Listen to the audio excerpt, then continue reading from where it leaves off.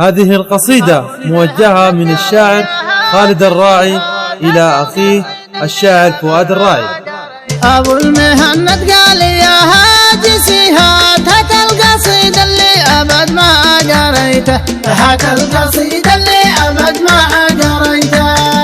نظم لي الأشعار وحروفي وأبيات للمحزم اللي في المصيبات جيته، للمحزم اللي في المصيبات جيته، لأبو رشا مخصوص مرسالي بالذات اللي يجاوبني إذا أنا دعيته، اللي يجاوبني إذا أنا دعيته، يا محزمي وقت الرخاء والصعيبات احذر زمان الغدر في الناس صيته، احذر زمان الغدر في الناس صيته،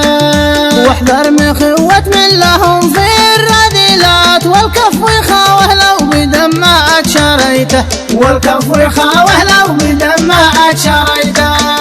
وانا اشهد انك بالوفا لك علامات وفي الكرم يشهد على الناس بيته، وفي الكرم يشهد على الناس بيته، يا لا لا لا لا يا لا لا لا لا لا يا لا لا لا لا يا لا لا. وهذا رد الشاعر فؤاد الراعي على أخيه الشاعر خالد الراعي. يا مرحبا يا خوي في كل الأوقات، يا لابتي يا محزمي لا أنا خيته، يا لابتي يا محزمي لا أنا خيته، يا مرحبا راعي الوفا والأصالات اللي على درب المراجع المشيته، اللي على درب المراجع المشيته،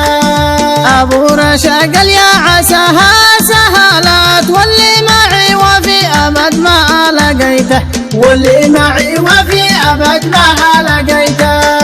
بذلت طيبي والمقابل بطعنات هم أقرب الناس للأسف ذي عطيته، هم أقرب الناس للأسف ذي عطيته،